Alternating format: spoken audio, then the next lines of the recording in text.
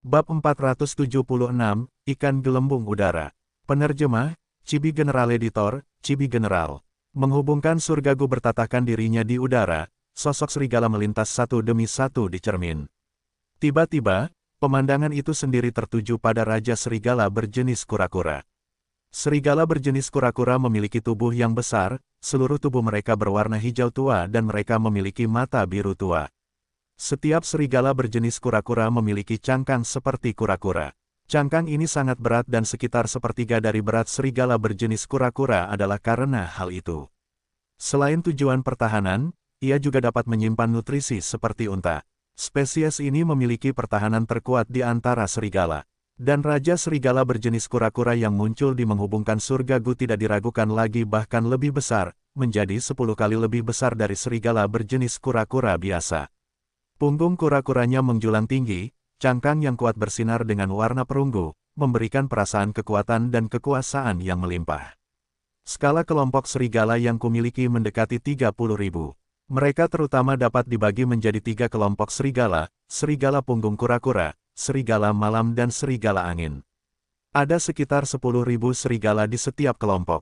Selain mereka, ada juga beberapa serigala janggut racun yang diperoleh dari padang rumput beracun. Ada juga lebih dari 100 serigala air yang kubeli karena serigala bermata putih.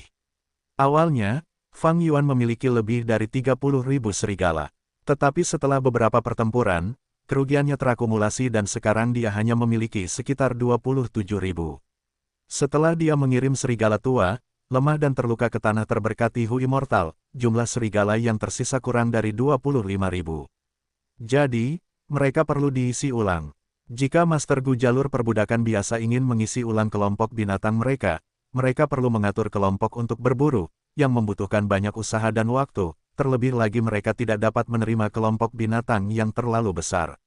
Namun, Fang Yuan, setelah memiliki Gu surga penghubung, seperti berdiri di bahu Gu Immortal, dia memiliki satu pilihan lebih banyak daripada Master Gu biasa, yaitu membeli kelompok binatang di surga kuning harta karun.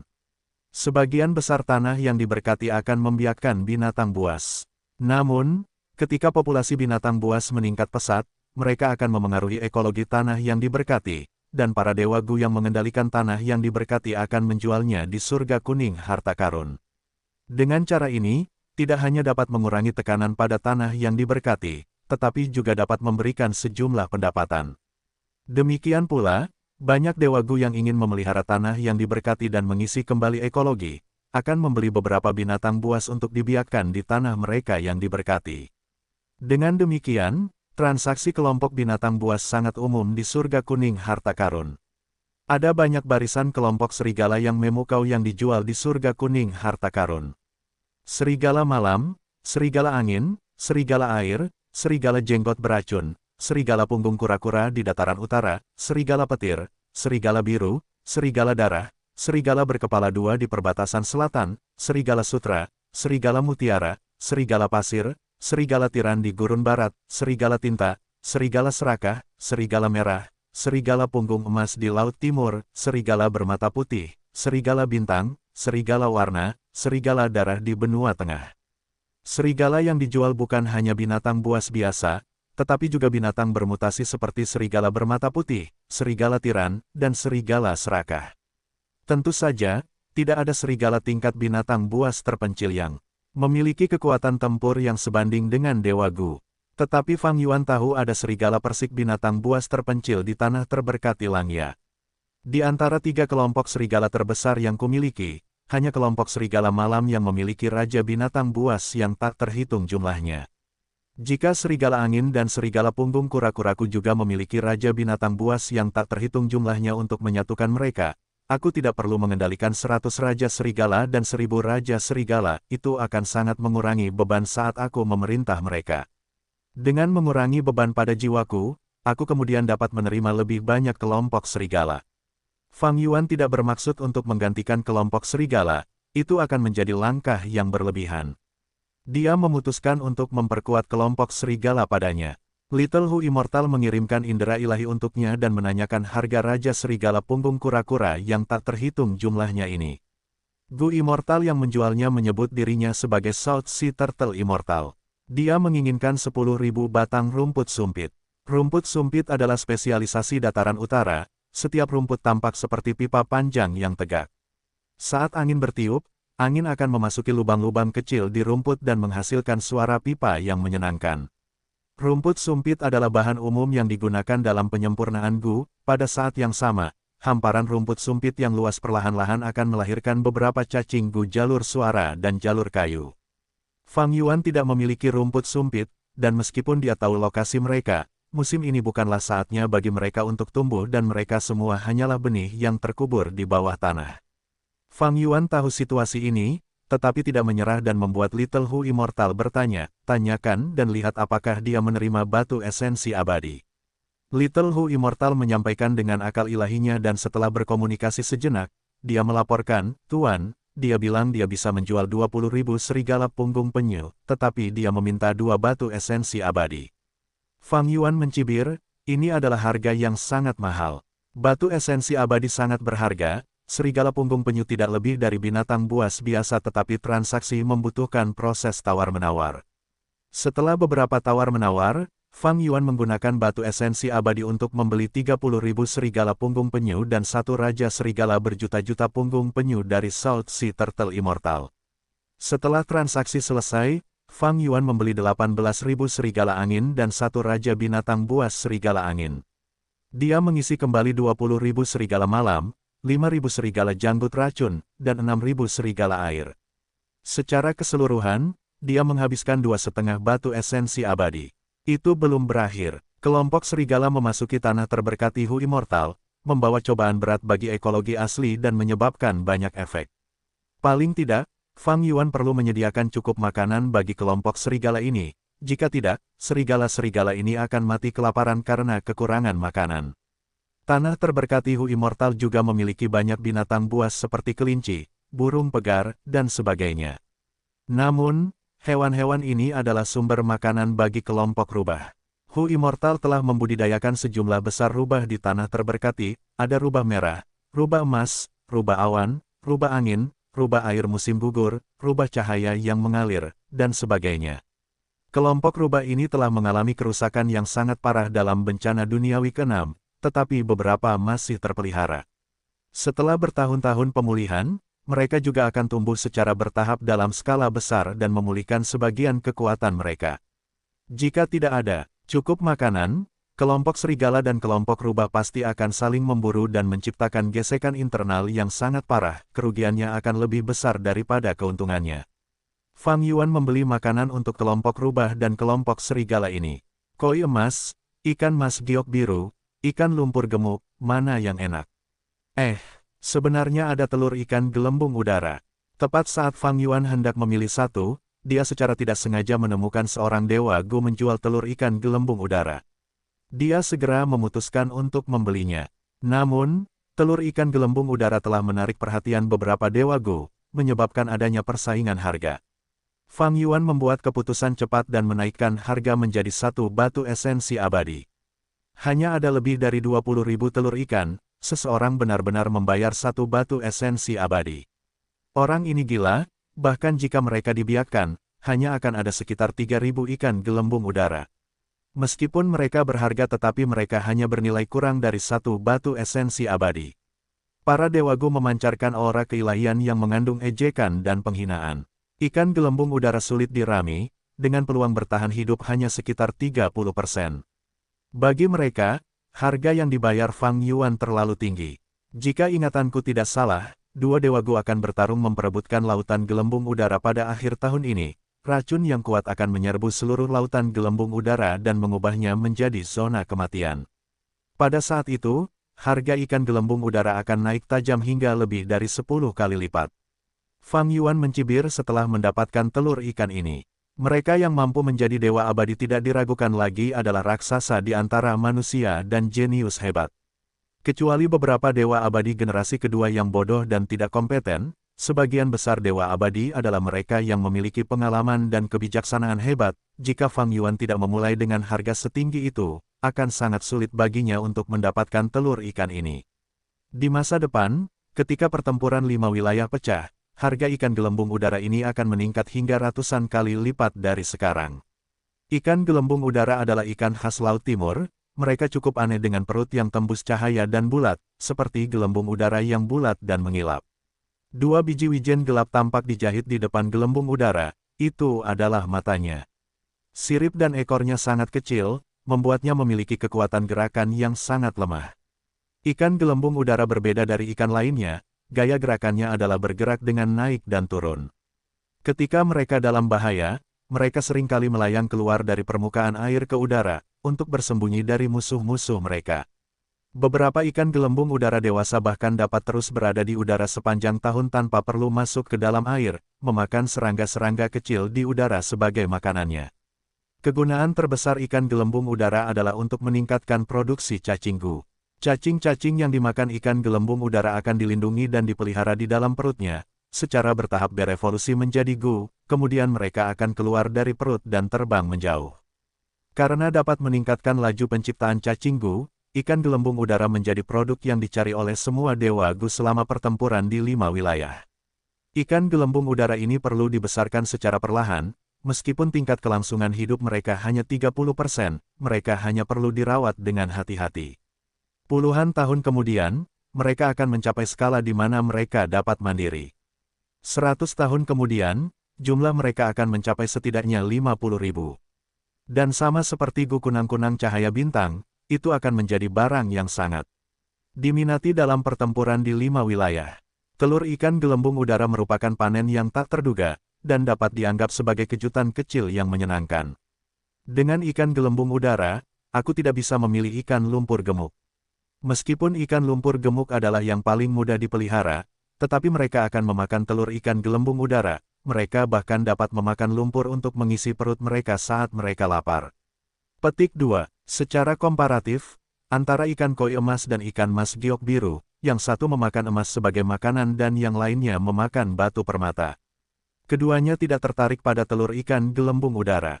Fang Yuan tidak kekurangan emas dan batu permata karena ada sekelompok besar manusia batu di tanah yang diberkati Hu Immortal. Manusia batu ini hidup di bawah tanah dan memakan tanah sebagai makanan mereka. Setelah waktu yang lama, semua jenis emas, batu permata, dan sebagainya akan terbentuk di tubuh mereka. Namun, emas memiliki pengaruh yang merugikan pada reproduksi ikan gelembung udara dan dapat menurunkan tingkat reproduksi. Namun, batu permata yang lembut tidak memiliki kelemahan seperti itu, jadi saya akan memilih ikan mas giok biru. Fang Yuan merenung dan akhirnya memutuskan spesies ikan tersebut. Dalam kehidupan sebelumnya selama 500 tahun, ia juga telah mengelola tanah yang diberkati. Dan karena banyak kemunduran yang telah dialaminya saat itu, ia sekarang dapat membuat pilihan yang paling masuk akal. Setelah memperoleh ikan mas giok biru, masalah makanan serigala air terpecahkan. Fang Yuan kemudian membeli sejumlah besar kelinci merah muda dan bunga cangkang besi sebagai makanan untuk serigala malam, serigala angin, dan serigala punggung kura-kura. Dan karena serigala berjanggut beracun, Fang Yuan juga memilih beberapa babi berkulit tanah. Babi-babi ini memiliki tingkat reproduksi yang tinggi dan dapat memakan daging dan rumput, mereka juga ditempatkan di bagian timur tanah yang diberkati. Akhirnya, Fang Yuan membeli banyak cacing gu dan sejumlah besar bahan penyempurnaan gu. Ia menghabiskan total 8 batu esensi abadi dan ratusan ribu batu purba. Sekaligus, 8 batu esensi abadi telah dihabiskan. Fang Yuan tidak akan merasa sakit hati dengan batu-batu purba biasa, tetapi dia masih peduli dengan batu-batu esensi abadi. Sebelumnya, dia telah menjual banyak resep sisa dan memperoleh 28 batu esensi abadi, sekarang hanya tersisa 20. Aku masih bisa menjual resep-resep sisa itu bersamaku, tetapi semakin banyak dijual, semakin murah harganya. Aku tidak punya cara untuk mendapatkan keuntungan, sedangkan untuk investasi pada ikan gelembung udara dan gu kunang-kunang cahaya bintang, mereka hanya akan menunjukkan hasil setelah 100 tahun. Aku perlu menggunakan batu-batu esensi abadi yang tersisa ini dengan hati-hati. Fang Yuan menghela napas. Dia menyerahkan bus surga penghubung kepada Hu Immortal kecil dan membiarkannya bertanggung jawab untuk menangani kediaman dan berbagai pekerjaan lain mengenai kelompok serigala, kelompok ikan, bunga cangkang besi, dan telur ikan gelembung udara. Fang Yuan memasuki istana Dang Hun dan menggunakan bahan-bahan yang dibelinya untuk memurnikan gubab 477 penyembunyian nafas tingkat 5. Penerjemah, Chibi General Editor, Chibi General. Setelah 1 hari dan 1 malam, Fang Yuan keluar dari istana Danghun dengan ekspresi kelelahan. Dia datang ke Gunung Danghun, banyak gu nyali telah diciptakan lagi selama periode waktu ini. Namun jumlahnya hanya setengah dari yang pertama kali. Fang Yuan mengambil beberapa dari mereka, sebagian besar tidak berguna karena kekuatan lumpur-lumpur gu abadi. Namun Fang Yuan telah membantai suku Yan, setelah mengumpulkan banyak jiwa, ada banyak gu nyali. Mengandalkan jumlah yang sangat besar ini, jiwa Fang Yuan berhasil maju pesat. Kekuatan jiwaku saat ini lebih dari 5 kali lebih kuat dari sebelumnya. Sayangnya, masih ada celah besar dengan 1000 jiwa manusia. Fang Yuan memejamkan matanya sebentar sebelum membukanya lagi dengan ekspresi sedikit senang. Kemajuan ini cukup besar. Jika itu adalah Master Gu biasa, mereka akan membutuhkan 10 tahun atau lebih untuk mengumpulkan hasil seperti itu. Namun karena bantuan gu nyali, Fang Yuan dapat dengan mudah mencapai prestasi ini dalam waktu kurang dari setengah hari. Tidak heran Gunung Danghun disebut sebagai salah satu tanah suci jalur jiwa oleh Tifing Heaven Demon Venerable. Di antara benda-benda yang kumiliki, nilai Gunung Danghun hanya lebih rendah dari Spring Autumn Cicada. Apapun yang terjadi, aku tidak bisa membiarkannya mati. Tifing Heaven Demon Venerable pernah berkomentar bahwa Master Gu jalur jiwa memiliki 2 tanah suci besar di dunia ini. Salah satunya adalah Gunung Danghun untuk memperkuat jiwa, yang lainnya adalah Lembah Luopo untuk memurnikan jiwa. Jiwa perlu diperkuat dan juga perlu dimurnikan. Fang Yuan menggunakan gu nyali untuk memperkuat jiwanya dengan cepat. Namun, dia tidak memiliki Lembah Luopo untuk memurnikan jiwanya, jadi dia hanya bisa menggunakan gu jiwa serigala sebagai gantinya. Gu jiwa serigala dapat mengubah jiwa Master Gu menjadi jiwa manusia serigala, yang memiliki efek memurnikan jiwa. Produksi gu nyali terus menurun, pada saat ketiga, Fang Yuan hanya menggunakan 1 jam untuk mencabut semuanya. Sebagian besar gu nyali telah menjadi pasta lumpur, dan dengan mengandalkan sebagian kecil gu nyali yang utuh, Fang Yuan memperkuat jiwanya hingga 6 kali. Little Hu Immortal sibuk dengan pekerjaannya. Gerbang bintang Gu sekali lagi diaktifkan dan Fang Yuan kembali ke dataran utara. Saat dia melangkah keluar dari gerbang bintang, pandangan pertama Fang Yuan adalah kelompok serigala penjaga setia yang mengelilingi area tersebut. Gerbang bintang itu terhubung ke tanah terberkati Hu Immortal. Fang Yuan mengirim serigala jenggot beracun dan serigala air ke tanah terberkati sambil membawa Raja Serigala Angin dan Raja Serigala Punggung Penyu ke dataran utara. Pada saat yang sama, dia mengisi kembali 3 kelompok serigala, meningkatkan skala kelompok serigala menjadi 60.000. Fang Yuan tidak segera kembali ke suku Ge, sebaliknya ia mengambil produk setengah jadi dan mulai memurnikan gu. Setelah menghabiskan waktu yang lama, ketika sinar matahari pertama bersinar di Danau Bulan Sabit, ia memperoleh gu penyembunyian napas peringkat 5. Langit dan bumi dari 5 wilayah berbeda, apakah itu cacing gu atau Master Gu, begitu mereka pergi ke wilayah lain, mereka akan ditekan. Namun berbeda dari cacing gu, manusia adalah roh semua makhluk hidup dan memiliki kecerdasan dan kemampuan beradaptasi yang hebat. Selama beberapa tahun berlalu, Master Gu dapat sepenuhnya beradaptasi dengan lingkungan dan memperoleh pengakuan dari wilayah tersebut, tidak lagi menghadapi penindasan. Dan agar cacing gu tidak ditekan, Fang Yuan memurnikan gu di dataran utara. Tidak peduli dari mana bahannya berasal atau cacing gu apapun yang digunakan, saat pemurnian gu selesai, gu penyembunyian napas peringkat 5 yang baru lahir di dataran utara dan memperoleh pengakuan dataran utara, tidak menderita penindasan. Saat itu, Fang Yuan telah memperoleh gu penyembunyian napas peringkat 2 di Gunung Xiyu.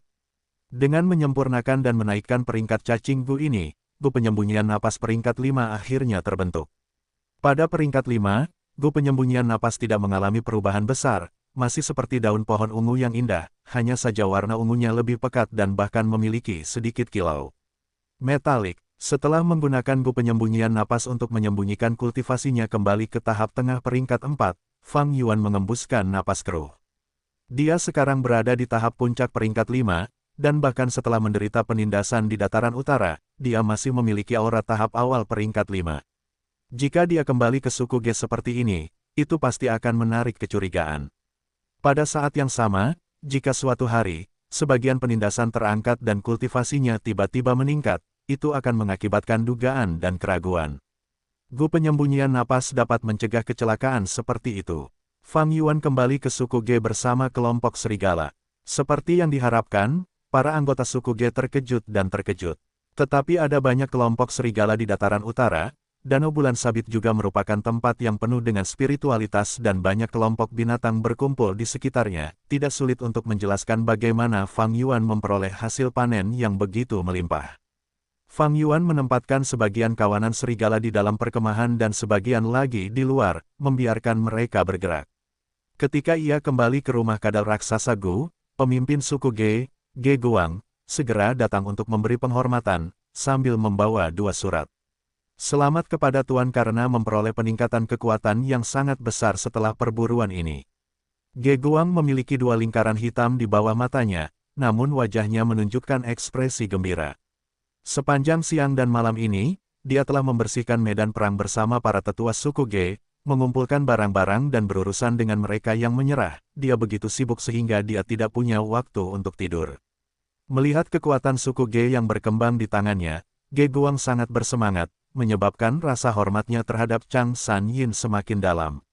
Dia mengerti dengan jelas bahwa tanpa Chang San Yin, hari ini tidak akan datang untuk suku Ge. Keberuntunganku cukup baik dan aku mendapat beberapa keuntungan. Fang Yuan duduk di kursi dan mengangguk ringan ke arah Ge Guang. Peningkatan kekuatannya tidak berakhir dengan kelompok serigala. Kultivasi dan jiwanya juga mengalami kemajuan besar. Ge Guang dan yang lainnya akan ketakutan jika mereka tahu. Di tanah terberkati Langya, Fang Yuan telah menggunakan satu kesempatan untuk memurnikan Gu abadi, dan memperoleh Gu Stargate, sehingga menyebabkan papan caturnya yang tidak aktif menjadi hidup kembali. Kekuatan Fang Yuan meningkat dengan kecepatan yang tak terbayangkan setiap kali dia memasuki tanah terberkati Hu Immortal. Semua orang akan merasa sulit untuk mempercayai kemajuan yang begitu cepat. Namun, itu juga sangat masuk akal ketika seseorang mengamati dengan saksama. Fang Yuan memiliki tanah yang diberkati, ia tumbuh menggunakan fondasi seorang dewa abadi. Perbedaan antara makhluk abadi dan manusia biasa seperti siang dan malam, ditambah dengan pengalamannya selama 500 tahun yang memungkinkannya menyerap peningkatan kekuatan yang cepat, ia dapat tumbuh dengan lancar tanpa menghadapi masalah apapun. Fang Yuan telah mempertaruhkan nyawanya, seperti berjalan di atas tali di antara tebing untuk mendapatkan kekayaan yang sangat besar ini yang berubah menjadi akumulasi yang dalam. Akhirnya, akumulasi itu berubah menjadi pertumbuhan kekuatan yang eksplosif. Tuan, dengan melahap suku Yan, kami telah memperoleh total lebih dari 634.000 batu purba, 1 Gu peringkat 5, 27 Gu peringkat 4 dan banyak Gu peringkat 3, peringkat 2 dan peringkat 1. Selain itu, ada lebih dari 2.000 resep penyempurnaan Gu, 300 serigala bungkuk dan banyak kuda perut besar. Gu rumah kadal berjumlah ribuan, ratusan Gu ruang jamur, dan jumlah tawanan lebih. Dari 7.000, Ge Guang melaporkan dengan bersemangat. Fang Yuan mendengarkan dengan tenang, karena ia telah mengalahkan petinggi suku Yan dalam satu gerakan dan juga karena serangan mendadak, suku Ge dapat menerima keuntungan besar. Terutama jumlah tawanan, secara tak terduga lebih dari 7.000. Di antara mereka ada sejumlah besar Master Gu peringkat 2 dan peringkat 1 yang ingin menyerah. Setelah suku Ge menggabungkan mereka, kekuatan suku telah meningkat lebih dari 2 kali lipat. Tuan, ini adalah daftar inventaris setelah dihitung, silakan lihat. Anda dapat mengambil apapun yang Anda inginkan. Ge Guang dengan hormat menyerahkan daftar kepada Fang Yuan. Bagi Fang Yuan, sumber daya ini sebaliknya tidak penting. Sekarang ia memiliki tanah yang diberkati Hu Immortal, daya tarik batu-batu purba baginya telah jatuh ke jurang. Hari-hari di mana ia harus bersekongkol untuk mendapatkan 1 atau 2 batu purba di Gunung King Mao telah meninggalkannya. Ia kekurangan batu-batu esensi abadi, semakin banyak yang dimilikinya semakin baik. Sayangnya, suku Yan tidak memiliki Gu Immortal, jadi bagaimana mereka bisa memiliki batu-batu esensi abadi? Alasan mengapa Fang Yuan membantu suku Ge adalah untuk memiliki bidak catur, untuk bertindak sebagai perisai baginya sehingga ia dapat ikut campur dalam majelis pahlawan. Jika memungkinkan, ia tidak ingin menyerahkan identitas Chang San Yin sebelum waktunya. Semakin lama ia mengelola suku tersebut, semakin banyak manfaatnya baginya dalam pertempuran 5 wilayah. Menurut aturan padang rumput, setengah dari rampasan ini semuanya milikku. Tetapi barang-barang ini tidak cocok untukku, jadi aku akan meninggalkannya dengan suku Ge. Fang Yuan mengembalikan daftar itu kepada Ge Guang. Baik, Tuan. Ge Guang segera menjawab, kelompok serigalaku akan diberi makan oleh sukumu. Perhitungkan pengeluaran dengan bagian rampasanku. Fang Yuan menambahkan, Ge Guang, bagaimanapun, menggelengkan kepalanya dan berkata dengan tulus, Tuan, alasan suku Ge kita bisa memiliki hari ini adalah karena Anda. Bagaimana mungkin saya, Ge Guang, menjadi orang yang tidak tahu belas kasihan? Memberi makan kelompok serigala adalah tanggung jawab suku Ge kita, tidak perlu bagi Tuan untuk menghabiskan kekayaan Anda. Saya sangat memahami bahwa kemampuan saya tidak cukup untuk mengelola seluruh suku Ge. Saya berharap senior dapat membimbing dan memberi saya petunjuk dalam beberapa hari mendatang. Hehehe, Fang Yuan tertawa dan melirik Ge Guang dalam-dalam. Pemuda di hadapannya ini dapat dianggap memiliki beberapa pengalaman sekarang. Meskipun ia hanya memegang posisi pemimpin suku untuk waktu yang singkat, ia telah mengalami cobaan dan mengembara di antara hidup dan mati. Ia mengambil risiko, dan dengan demikian berkembang pesat. Seperti kata pepatah, pahlawan muncul di masa sulit. Dunia Master Gu ini memiliki lingkungan yang kejam dan tidak mudah untuk hidup. Dan justru seperti itu, para pahlawan muncul dalam jumlah besar dan tanpa henti. Ge Guang, Anda cukup hebat. Kalau begitu, saya akan menjadi tetua eksternal suku Ge. Seluruh tubuh Ge Guang bergetar sebelum kegembiraan liar muncul di wajahnya. Dia segera berlutut di tanah, junior lancang dan dengan tulus meminta senior untuk menjadi tetua tertinggi suku Ge. Tetua tertinggi, Fang Yuan bergumam. Ge Guang mengangkat kepalanya dan menatap Fang Yuan dengan tulus. Dia tahu situasi hebat suku Ge saat ini terkait erat dengan Chang Sanyin. Itulah satu-satunya cara mereka dapat bergerak dengan stabil dan jauh, sambil memperoleh manfaat paling banyak. Jika Chang Sanyin tidak ada, hanya mengandalkan kultivasi peringkat tiganya tidak akan cukup untuk menekan suku Ge yang sedang berkembang. Baiklah, aku akan menerimanya.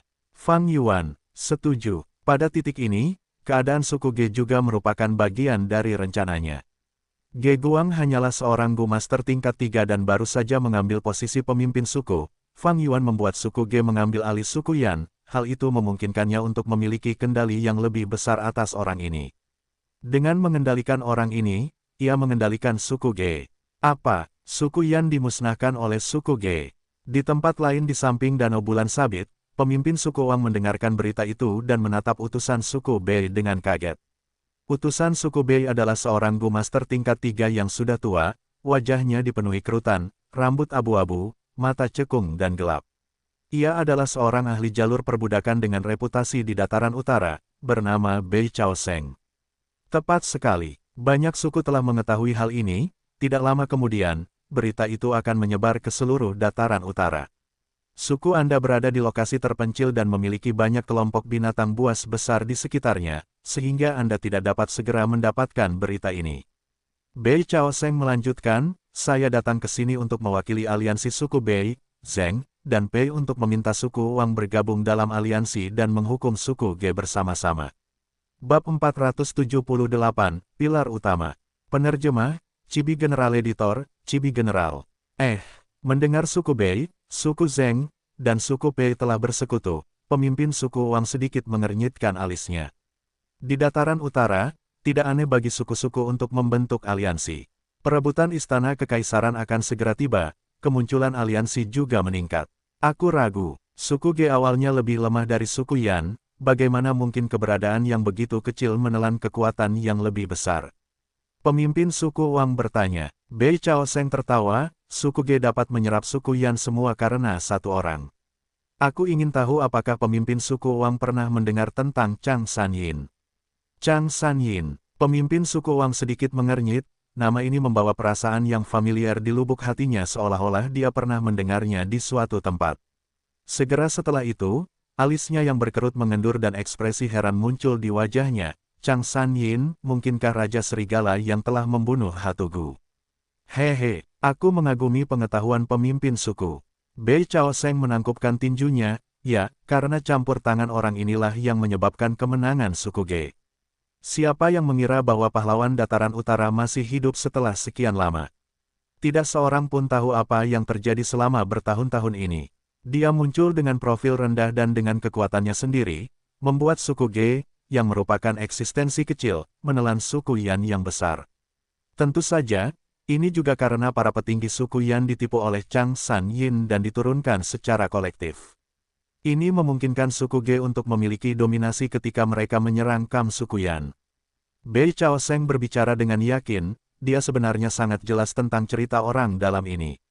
Sebenarnya, setelah suku Yan dimusnahkan, tentu saja ada beberapa yang mampu melarikan diri hidup-hidup dan pergi ke suku Bei untuk meminta perlindungan. Dengan informan seperti itu, suku Bei tentu saja sangat jelas tentang situasinya. Alis pemimpin suku Wang berkerut lebih dalam. Dahulu kala, Raja Serigala dengan kekuatannya sendiri dapat melewati alam dan membunuh Master Gu peringkat 5 Hatu Gu beserta kelompok banditnya. Kekuatan seperti itu benar-benar mengintimidasi orang. Bagaimana kita bisa menghadapi ahli seperti itu dengan kekuatan kita? Master Gu peringkat 4 sudah menjadi pemimpin suku skala kecil menengah. Master Gu peringkat 5 berada di puncak dunia fana. Dahulu kala, berita tentang Chang San Yin yang membunuh Hatu Gu telah menciptakan kegemparan di seluruh dataran utara. Reputasi, baik atau buruk, mengikuti dengan ketat seperti bayangan. Perbuatan Chang San Yin telah menyebar ke seluruh dataran utara selama bertahun-tahun. Wajar bagi pemimpin suku Wang untuk memiliki sedikit kekhawatiran. Bei Chao Sheng tertawa terbahak-bahak, hahaha, wajar saja jika pemimpin suku bangsawan memiliki kekhawatiran. Raja Serigala memang karakter yang luar biasa. Namun, zaman telah berubah. Raja Serigala saat ini tidak lagi gagah berani seperti sebelumnya.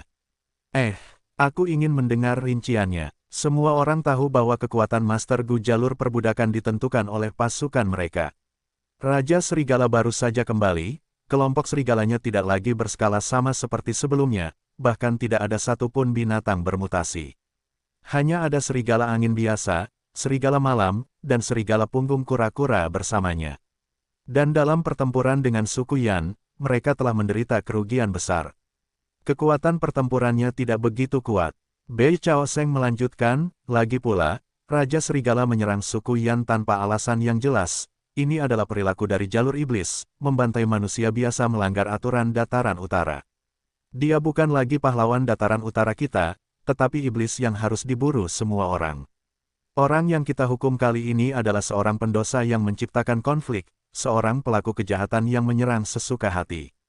Kita memiliki kebenaran bersama kita sementara suku Ge berada di pihak ketidakadilan dan kejahatan.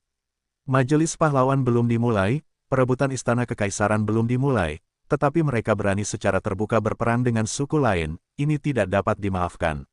Melihat sejarah dataran utara, siapa di antara orang-orang yang melanggar batas seperti ini yang pernah memiliki akhir yang baik? Kata-kata Bei Chao Sheng penuh dengan semangat. Memang sebagai penasihat politik suku Bei, kata-katanya memiliki kekuatan untuk menghasut hati orang-orang. Tetapi pemimpin suku Wang juga merupakan karakter yang berpengalaman dan bukan seseorang yang dapat dengan mudah dipengaruhi. Tatapan matanya berkedip dan berkata dengan ragu-ragu, meskipun begitu, Raja Serigala tetaplah Raja Serigala. Dalam pertempuran antar raksasa, pasti akan ada yang terluka. Setelah pertempuran berakhir, pasti akan ada kerugian besar. Bei Chao Sheng menggelengkan kepalanya dan tersenyum tanpa khawatir, hehehe. Raja Serigala mungkin kuat, tetapi dua tinju tidak dapat mengalahkan 4 tangan. Suku Ge baru saja menyerap suku Yan, mereka telah makan terlalu banyak kali ini dan membengkak dengan sangat cepat, mereka tidak akan stabil untuk waktu yang lama. Selama suku Wang bergabung dengan kita, mengapa aliansi keempat suku kita takut pada suku Ge yang lemah? Pemimpin suku Wang bergumam dengan ragu-ragu untuk beberapa saat dan berkata, saya tidak takut pada suku Ge, tetapi Raja Serigala adalah Raja Serigala. Dia menghilang secara misterius selama bertahun-tahun, siapa yang tahu apa yang terjadi, dia mungkin bahkan mengalami pertemuan yang tidak disengaja. Dia pasti memiliki beberapa rencana dalam kemunculannya sekarang. Karakter seperti itu pasti memiliki kartu truf yang belum dia tunjukkan. Bei Chao Sheng mencibir, reputasi biasanya datang dari hal-hal yang dilebih-lebihkan. Pemimpin suku Wang, mengapa kita harus membesar-besarkan musuh dan menurunkan moral kita? Mengapa kau begitu takut pada Raja Serigala? Dia sudah melewati masa jayanya, bahkan jika dia memiliki kartu truf, dia tidak lebih dari seorang Master Gu jalur perbudakan pada akhirnya. Karena dia adalah Master Gu jalur perbudakan, kita punya cara untuk menghadapinya. Sejujurnya, suku Bei kita juga memiliki Master Gu jalur perbudakan, korps prajurit hutan suku kita yang telah membuat namanya di dataran utara, mereka benar-benar dapat menghadapi Chang San Yin. Selain mereka, Suku Zheng memiliki formasi pertempuran tombak petir yang terkenal sementara pemimpin suku Pei, Tuan Pei Yanfei adalah seorang ahli terkenal di dataran utara dan telah maju ke tahap puncak peringkat 4. Bahkan jika Raja Serigala memiliki lebih banyak pasukan, Tuan Pei Yanfei dapat melampaui pasukan itu dan langsung menyerang dan membunuh Raja Serigala. Sudah menjadi pengetahuan umum bahwa Master Gu jalur perbudakan takut dengan taktik pemenggalan kepala pemimpin. Selama taktik ini berhasil, bahkan pasukan besar yang beranggotakan jutaan orang akan langsung jatuh ke dalam kekacauan dan melarikan diri dengan tidak teratur. Namun, pemimpin suku Wang masih ragu-ragu, dan menghindarinya dengan mengatakan bahwa ia butuh beberapa hari untuk mempertimbangkan karena ini adalah masalah serius. Kekecewaan melintas di mata Bei Chao Sheng, ini adalah masalah serius, masuk akal bagi pemimpin suku Wang untuk mempertimbangkannya dengan saksama. Namun, masalah ini tidak dapat ditunda, jika kita membiarkan suku Ge pulih dan mencerna rampasan perang, kerugian kita saat kita berperang akan jauh lebih besar. Harap perhatikan ini, pemimpin suku yang terhormat. Pemimpin suku Wang mengangguk, paling lama 3 hari, selama periode ini, Anda dapat tinggal di suku kami dan menerima sambutan hangat kami.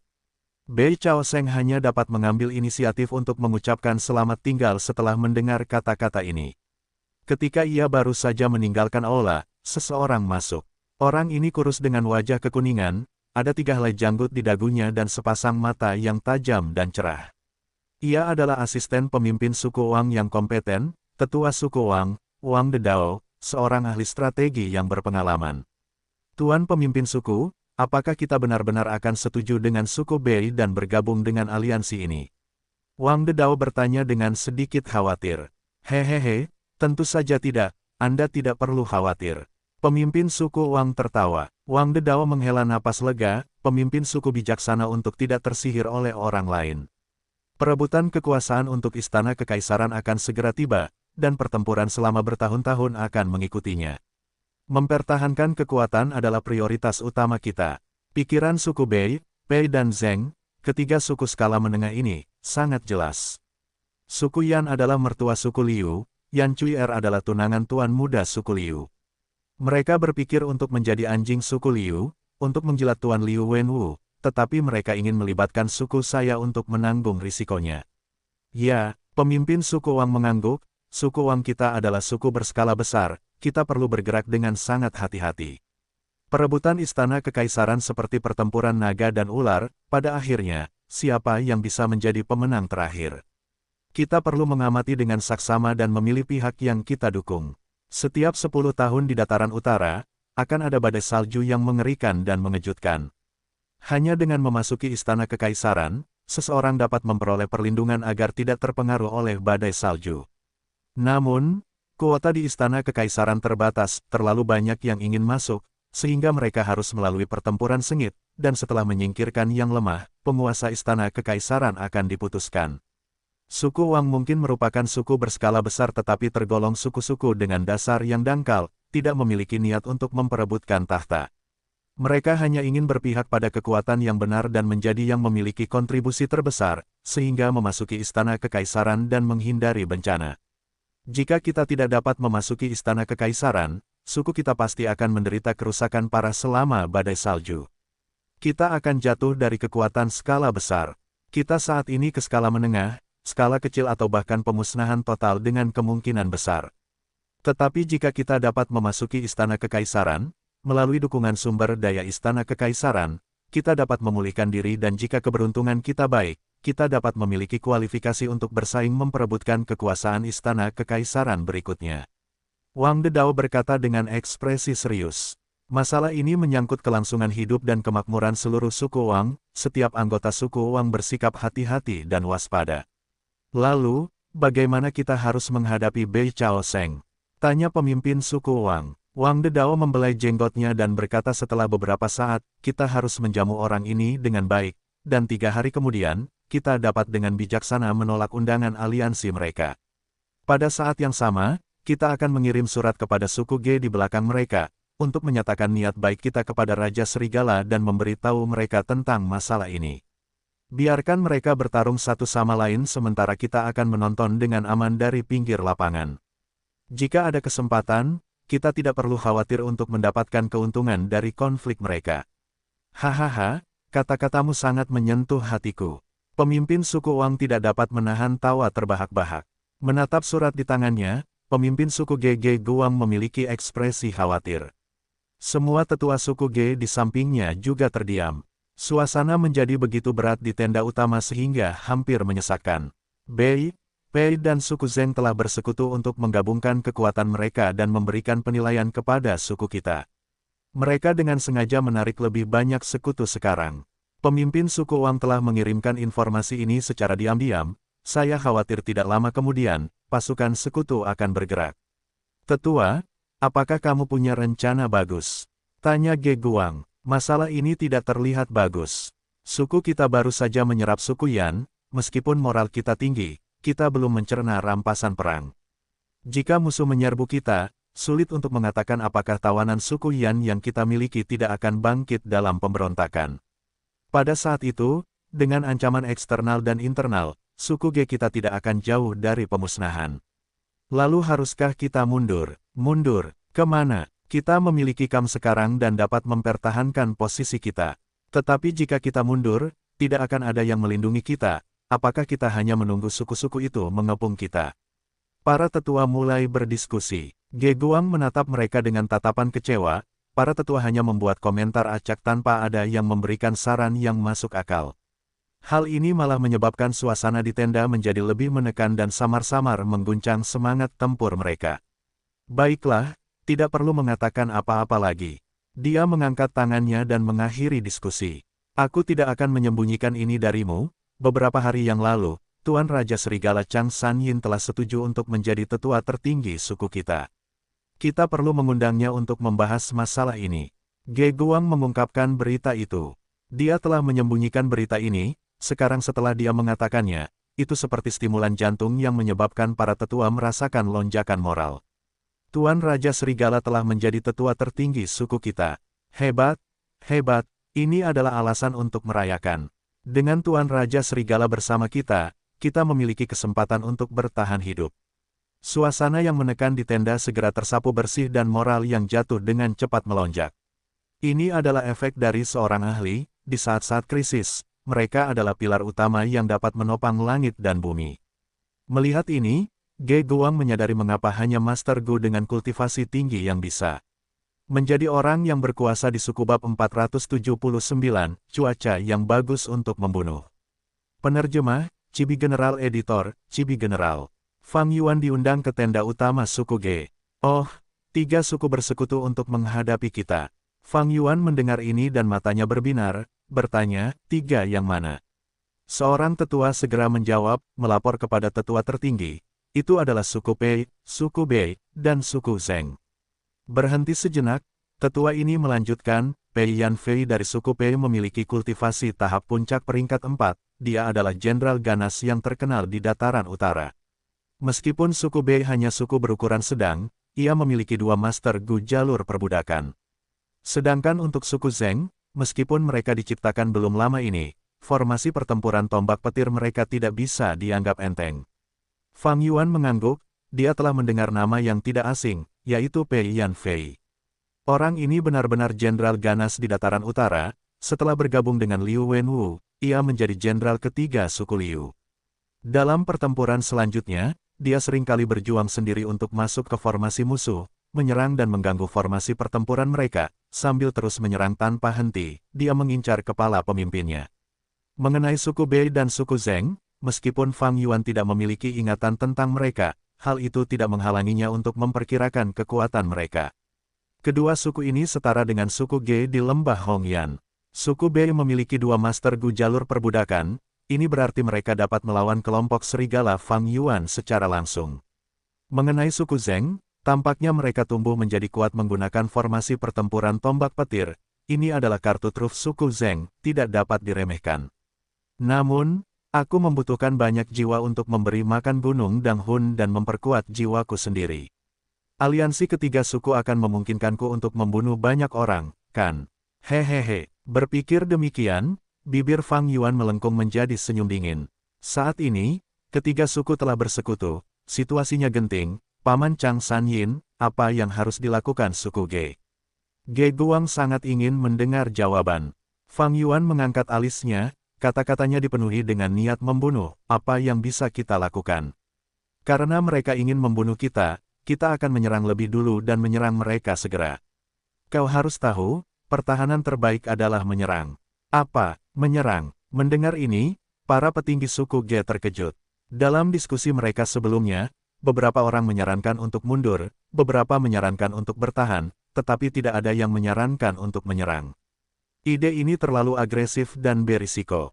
Bagaimanapun, kekuatan ketiga suku yang bersekutu jauh melampaui suku Ge. Sekarang suku Ge baru saja mengasimilasi tawanan suku Yan, mereka juga memiliki masalah internal. Apakah terlalu gila untuk menyerang mereka sekarang?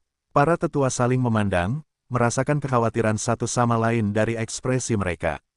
Namun karena sikap Fang Yuan, mereka tidak berani berbicara. Seketika, semua orang terdiam. Ge Guang ragu-ragu sejenak, sebelum berkata dengan lemah, Paman Chang San Yin, musuh kuat sementara kita lemah, tetapi kita akan menyerang lebih dulu dan menyerah mempertahankan Kam. Fang Yuan mendengus, jika kamu berpikir seperti ini, begitu pula musuh kita. Tepatnya begitu, kita harus memulai serangan dan mengejutkan mereka. Malam ini, kita akan mengumpulkan pasukan kita dan menyerang mereka dalam kegelapan. Suku mana yang paling dekat dengan kita? Yang paling dekat adalah suku Bei, diikuti oleh suku Zheng dan kemudian suku Pei yang paling jauh. Jawab Ge Guang. Fang Yuan tersenyum dingin, bagus sekali. Kalau begitu kita akan menghabisi suku Bei terlebih dahulu, sebelum membantai suku Zheng dan kemudian mencari kesempatan untuk menghabisi suku Pei. Pertempuran ini akan tragis, persiapkan mentalmu. Namun, kita tidak bisa maju tanpa pengorbanan. Setelah kita melahap ketiga suku itu, suku Ge kita akan semakin kuat. Para tetua suku saling memandang, lidah mereka keluh, terkejut dengan ambisi Fang Yuan. Dengan situasi suku Ge saat ini, dia masih ingin melahap musuh sekutu yang 2 hingga 3 kali lebih kuat dari mereka. Ini tidak terbayangkan. Melihat gerombolan yang ragu-ragu, Fang Yuan melambaikan tangannya. Kalau begitu, itu rencananya, pergi dan persiapkan. Ya. Para petinggi menjawab. Malam itu, angin malam bertiup dan bulan berada tinggi di langit. Perkemahan suku Ge membuka gerbangnya saat para serigala berlari keluar seperti sungai yang mengalir. Banyak sekali Gumaster yang berbaur dengan mereka, saat mereka menyerang maju dengan niat membunuh yang kuat. Cuaca yang bagus, ini cuaca yang sempurna untuk membunuh orang. Fang Yuan duduk di atas binatang buas yang bermutasi sambil tertawa. Binatang yang bermutasi ini adalah serigala bermata putih. Ia masih bayi sebelumnya, tetapi setelah Fang Yuan menggunakan cacing gu jalur waktu untuk mempercepat pertumbuhannya, ia menua dengan cepat. Sekarang, serigala bermata putih ini beberapa kali lebih besar dari ukuran aslinya. Memiliki tubuh berbulu putih seperti salju, bentuk tubuhnya ramping dan halus seperti air, hanya sedikit lebih kecil dari serigala bungkuk. Tetapi kekuatan tempurnya saat ini hanya sebanding dengan 100 raja serigala biasa. Tidak ada guliar di dalam tubuhnya. Guliar butuh waktu untuk hidup di dalam Raja Binatang. Selama periode pertumbuhan Raja Binatang yang panjang, banyak cacing guliar akan datang untuk mencari perlindungan bersama mereka. Tetapi serigala bermata putih ini tumbuh terlalu cepat, ia tidak memiliki fondasi yang dibangun dengan waktu, dan karena ia selalu berada di sisi Fang Yuan, tidak ada gu di atasnya. Karena itu, Fang Yuan menggunakannya sebagai tunggangannya dan membiarkannya menemaninya. Terkadang, menggunakan penglihatannya, ia dapat mengintai area dengan cepat. Pasukan itu bergerak cepat menuju suku Bei. Perkemahan suku Bei berada di atas gundukan tanah, awalnya terdapat banyak pohon di gundukan tanah itu, tetapi sekarang semuanya telah disingkirkan dan tembok tinggi didirikan di sekeliling perkemahan suku Bei. Di tembok itu, terdapat menara-menara pengamatan yang memancarkan cahaya terang, menerangi perkemahan yang gelap itu. Di permukaan tembok itu, terdapat paku-paku kayu dan beberapa Master Gu suku Bei berdiri pada jarak tertentu, memancarkan aura kuat yang tak tertembus. Tuan, apakah kita benar-benar menyerang? Pasukan itu diam-diam mendekat saat Ge Guang mengamati tembok itu, jantungnya berdebar kencang karena ia ingin mundur. Fang Yuan tertawa, kita pasti akan menang. Apa maksud Tuan Tetua tertinggi? Seorang tetua tidak mengerti dan bertanya. Fang Yuan menunjuk ke arah tembok, justru karena tembok yang kokoh. Para Master Gu suku Bei ini merasa puas diri, hanya mengirim beberapa Master Gu untuk menjaganya. Fakta bahwa kita bisa mendekati mereka adalah buktinya. Lebih jauh lagi, cahaya ini terlalu terang, itu menunjukkan niat suku Bei untuk menakut-nakuti yang lemah. Keberanian palsu seperti itu, sambil berusaha menunjukkan bahwa mereka adalah benteng, mengungkapkan semua rahasia kecil mereka. Mendengar ini, para anggota suku Ge merasa yakin. Fang Yuan menginstruksikan lagi, nanti, aku akan mengirim serigala untuk menghancurkan tembok, kalian akan mengirim tawanan suku Yan untuk menyerang dan memimpin jalan, sementara para Master Gu suku Ge mengawasi mereka. Jika ada yang mencoba memberontak atau melarikan diri, bunuh mereka di tempat. Suaranya yang dingin, membuat semua orang bergidik. Saat dia mengatakan itu, sebelum menunggu para tetua bereaksi, Fang Yuan melambaikan tangannya saat dua Raja Serigala yang tak terhitung jumlahnya memimpin kelompok serigala mereka dan bergegas keluar. Dalam beberapa saat, mereka masuk ke area yang terang. Serigala? Mengapa ada begitu banyak serigala? Para Master Gu suku Bei mengusap mata mereka, merasa tidak percaya. Serangan musuh, serangan musuh. Beberapa orang bereaksi dan berteriak keras, menggunakan cacing Gu mereka untuk mengirim sinyal. Blokir mereka, bala bantuan datang. Para Master Gu berteriak dengan sekuat tenaga. Namun, serangan Fang Yuan sangat ganas dan luar biasa, seperti dua tangan besi yang telah menyimpan energi selama sehari. Kekuatan pertempuran Raja Serigala yang tak terhitung jumlahnya tidak bisa diremehkan. Seringkali, seorang Master Gu peringkat 4 dan beberapa ahli peringkat 3 dibutuhkan untuk menghadapinya. Dua Raja Serigala yang tak terhitung jumlahnya, di bawah manipulasi Fang Yuan, melepaskan serangan terkuat mereka tanpa ragu-ragu. Bam, bam, bam, setiap benturan mengguncang jiwa. Dinding ruang belajar bergoyang tertiup angin seperti kertas tipis. Terutama Raja Serigala yang tak terhitung jumlahnya berpunggung kura-kura, ia memiliki kulit tebal dan tubuh yang kuat. Ia menyebabkan kerusakan paling besar pada dinding. Para Master Gu suku Bei sibuk membalas, namun serangan mereka yang tersebar berhasil diblok oleh Gu yang bersifat defensif milik Raja Serigala yang tak terhitung jumlahnya. Ketika bala bantuan suku Bei tiba dengan tergesa-gesa, mereka melihat runtuhnya seluruh bagian tembok. Dua Raja Serigala yang tak terhitung jumlahnya memimpin pasukan serigala mereka yang tak terhitung jumlahnya saat mereka menyerbu ke dalam kamp. Raja Serigala Malam yang tak terhitung jumlahnya. Raja Serigala yang tak terhitung jumlahnya. Pemimpin suku Bei melihat pemandangan ini dan dia terkejut setengah mati. Ini adalah dua jenis serigala, sebagai kelompok serigala liar, mereka tidak akan pernah bekerja sama. Situasi ini hanya berarti satu hal, ada seseorang yang mengendalikan mereka. Siapa pelakunya? Pemimpin suku Bei tidak perlu berpikir dua kali sebelum sebuah nama muncul di hatinya, Raja Serigala Chang Sanyin. Chang Sanyin, pemimpin suku Bei menggertakkan giginya dan api hampir menyembur keluar dari matanya. Namun amarahnya tidak dapat menghentikan serangan kelompok serigala. Biarlah jika mereka adalah serigala biasa, tetapi di bawah kendali Fang Yuan, kekuatan dan pengetahuan menjadi sahabat terbaik. Suku Bei mencoba melawan, dan membentuk banyak formasi pertahanan, tetapi kelompok serigala menyerang tanpa khawatir akan korban, itu adalah serangan habis-habisan. Para Master Gu suku Ge di belakang kelompok serigala itu seperti penonton. Peringkat 4, Boneka Rumput Gu. Pemimpin suku Bei menyuntikkan esensi purbanya ke rumput di bawah kakinya. Rumput itu tumbuh seukuran seseorang, berubah menjadi boneka rumput, memegang pedang panjang berdaun hijau. Ini adalah prajurit elit pedang rumput. Sejumlah besar prajurit elit pedang rumput menyerbu ke arah kelompok serigala. Prajurit elit pedang rumput berhasil menahan serangan kelompok serigala. Mereka membentuk formasi di dekat tenda utama dan menghalangi serigala seperti monolit hijau. Namun situasi ini hanya sementara, ketika esensi purba pemimpin suku Bei habis, prajurit elit pedang rumput kehabisan tenaga dan monolit itu menjadi lebih kecil, tenggelam oleh serigala. Mundur, kita akan mundur ke suku Zheng. Selama kita masih hidup, suku Bei akan memiliki harapan untuk kembali suatu hari nanti.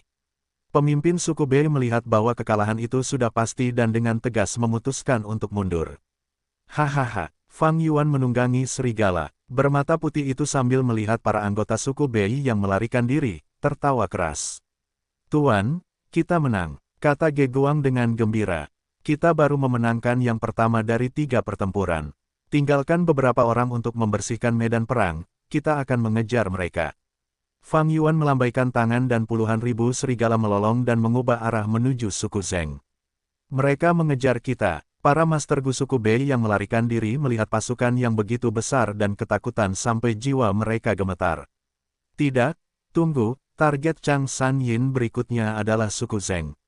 Seseorang mengerti, dia tidak hanya mengalahkan suku kita, dia juga ingin menghancurkan suku Zheng. Seseorang berteriak dengan marah, pemimpin suku, apa yang harus kita lakukan? Esensi purbaku hampir habis, sebentar lagi mereka akan menyusul. Seseorang berteriak dengan panik. Pemimpin suku Bei ragu sejenak, dia tidak punya banyak esensi purba yang tersisa, dia hanya bisa mengubah arah dan memasuki hutan di dekatnya. Fang Yuan memimpin pasukan dan mengabaikan orang-orang ini, langsung menyerang suku Zheng. Dia tidak mengejar kita, dia pergi ke suku Zheng. Para petinggi suku Bei bernapas dengan kasar, berdiri di hutan, mereka menyaksikan serbuan lebih dari 10.000 serigala. Ekspresi pemimpin suku Bei serius, urat nadi di tinjunya hampir meledak, kebencian di hatinya dan api amarah hampir membakarnya, tetapi tidak ada yang bisa dia lakukan. Bab 480, mati saja. Penerjemah, Cibi General Editor, Cibi General. Siapkan tombak petir, teriak pemimpin suku Zheng dengan marah saat ia menuju garis depan. Setelah menghancurkan suku Bei, Fang Yuan memimpin pasukannya tanpa henti menuju perkemahan suku Zheng. Pertempuran sengit langsung meletus. Fang Yuan memerintahkan 2 raja binatang buas untuk menyerang bersama, menerobos 2 garis pertahanan suku Zheng dalam beberapa saat.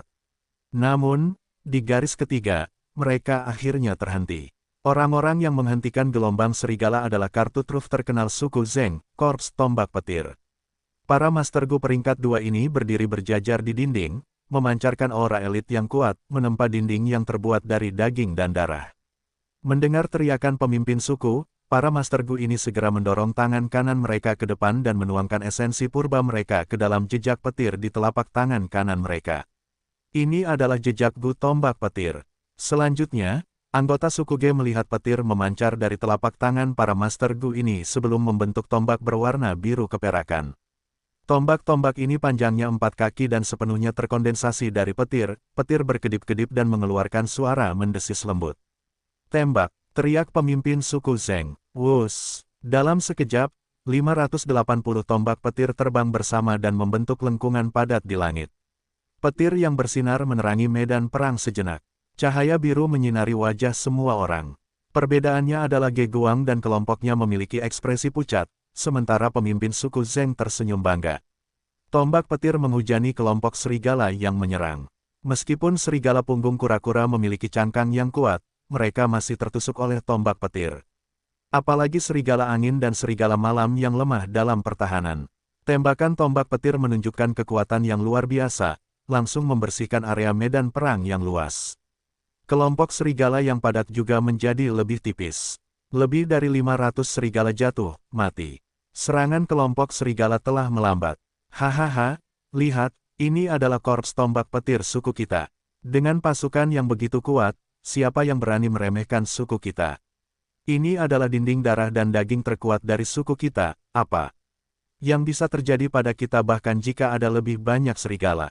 Para Master Gu dari suku Zheng berteriak kegirangan saat melihat pemandangan ini, moral mereka meningkat pesat. Sebaliknya, para anggota suku Ge memiliki ekspresi serius. Chang San Yin, pemimpin suku Zheng menggunakan Gu penguat suara untuk memperkuat suaranya, meredam semua suara kacau di medan perang. Kalian menyerbu sukuku tanpa alasan yang jelas, pertemuan para pahlawan belum dimulai, tetapi kalian dengan gegabah memulai perang tanpa mempedulikan hukum dan ketertiban. Pembantaian brutal kalian akan dihukum oleh semua suku di dataran utara. Kalian belum melakukan kesalahan besar, kalian masih punya kesempatan untuk menebus kesalahan, cepatlah mundur. Jika tidak, aku akan memberitahu dunia tentang sifat jahat kalian. Kalian dan suku Ge di belakang kalian akan disebut tikus oleh semua penduduk dataran utara. Pemimpin suku Zheng mencaci maki dan memperingatkan. Tuan tetua tertinggi, para tetua suku Ge menatap Fang Yuan dengan keraguan di wajah mereka. Kampanye perang gila Fang Yuan memang melanggar aturan. Meskipun ketiga suku bersekutu untuk menghadapi suku Ge, mereka belum bertindak. Hanya mengandalkan bukti yang dikumpulkan oleh suku Ge, mereka tidak dapat membuktikan apapun. Master Gu Dataran Utara suka berperang tetapi mereka tidak berperang dengan gegabah dan semuanya didasarkan pada alasan yang tepat. Semakin masuk akal dan agung alasannya, semakin baik. Terlebih lagi, Perebutan istana kekaisaran belum dimulai, sehingga suku-suku saling menahan diri. Dulu ketika suku Ge berada di lembah Hongyan, suku Min jelas memiliki kekuatan lebih besar daripada suku Ge, tetapi mereka tetap tidak melakukan gerakan langsung. Sebaliknya, mereka menggunakan rencana untuk menciptakan gelombang serigala. Ini karena suku Min tidak memiliki alasan yang tepat untuk menelan suku Ge. Ini adalah aturan jalan yang benar, aturan permainan antara suku-suku di dataran utara. Fang Yuan memimpin suku Ge untuk menyerang aliansi tiga suku dengan jelas melanggar aturan ini. Mereka menyerang tanpa alasan yang tepat yang berarti tindakan mereka tidak memiliki kebenaran. Perilaku invasif suku Ge yang berbau sifat jahat akan menyebabkan mereka terisolasi. Suku-suku lain mungkin waspada terhadap mereka atau bahkan menyerang mereka. Dengan demikian, para petinggi suku Ge khawatir. Tetapi karena kekuatan dan prestise Chang Sanyin, mereka tidak menentangnya secara terbuka.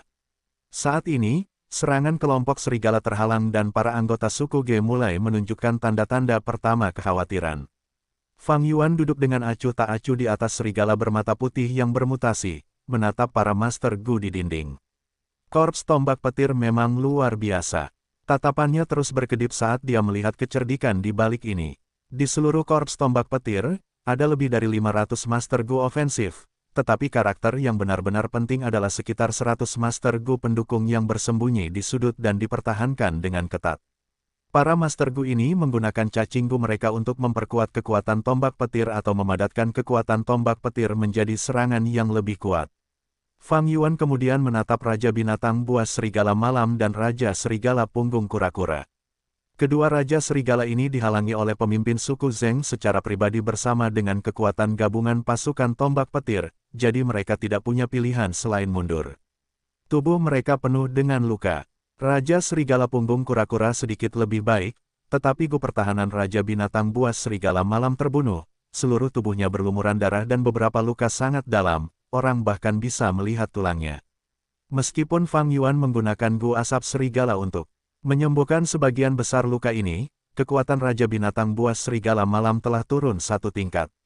Mundur. Apakah mundur berarti yang lain tidak akan mengejar? Fang Yuan mencibir, mundur adalah cara tercepat untuk mati.